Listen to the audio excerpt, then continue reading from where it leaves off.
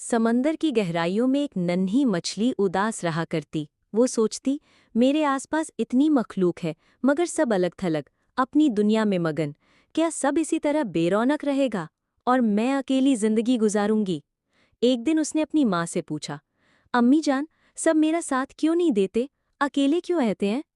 माँ ने नरमी से कहा, बेटी, इसलिए कि उन्हें एक राज नहीं मालूम, वो राज जो दिलों को जोड़ता, उदासी तन्हाई दूर भगाता है।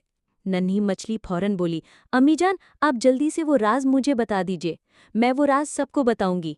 माँ मुस्कुराते हुए बोली, वो राज अस्सलामु अलैकुम कहना है। मछली हैरान हुई, क्या एक लफ्ज़ सब बदल सकता है? माँ ने जवाब दिया, हाँ, ये लफ्ज़ सिर्फ बात नहीं, ये दुआ है, अल्लाह की रहमत, बरकत और सलामती की दुआ।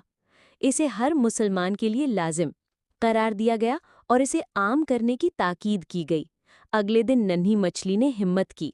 वो झींगे के पास गई और बोली, अस्सलामु अलैकुम। झींगा मुस्कुराया, वालेकुम अस्सलाम प्यारी बेटी। फिर उसने केकड़े को सलाम किया, उसका चेहरा जैसे खिल उठा हो।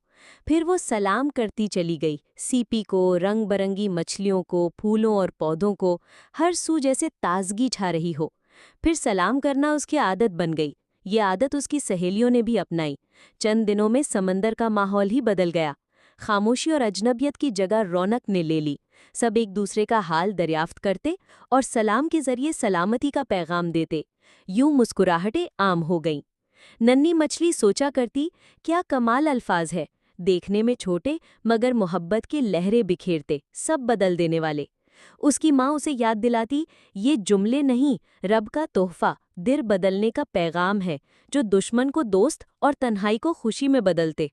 फिर वो माँ के गले में मोहब्बत से बाहें डाल देती और कहती, मेरी प्यारी अम्मी जान,